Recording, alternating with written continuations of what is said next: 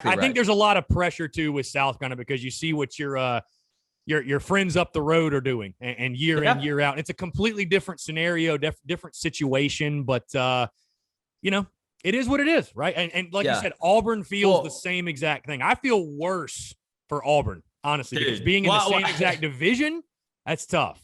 Well, it's funny, and this one I always laugh at. People be like, oh, you have a show that covers SEC and you're an Auburn fan. We're all fans of somebody. I don't let it. Right. It's like everybody on ESPN. It's like nobody's I guess nobody's a fan of anybody or anybody was ever a fan of anybody. It's just funny to me how that works out. But no, it's the truth. But I'll say this about Shane. He isn't scared. He's not scared at all. He's not scared of Clemson. He's not scared of Dabo. He's not scared to recruit against them. He's not scared to play up there.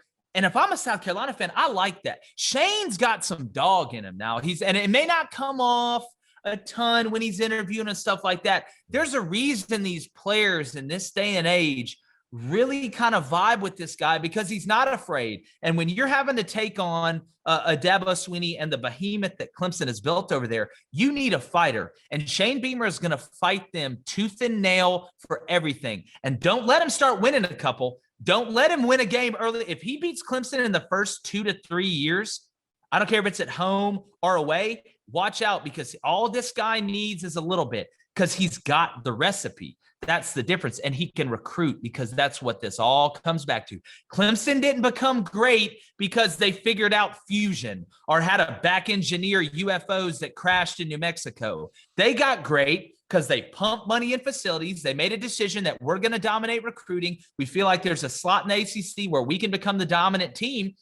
And they did it. And in order to change that narrative, you need a guy that's going to walk up to the front door, ring the doorbell, and when Clemson opens the door, he's going to knock them out before they get a word out. And Shane's that type of guy to me. Now, it's going to take time. Is it a guarantee? No. But you got a whole heck of a lot better chance with a guy of the mentality of Shane Beamer than somebody that's just going there and trying to compete and hoping, because hoping doesn't win games. Recruiting, discipline, culture, the weight room, accountability, consistency, that's what wins games. And that's what he understands.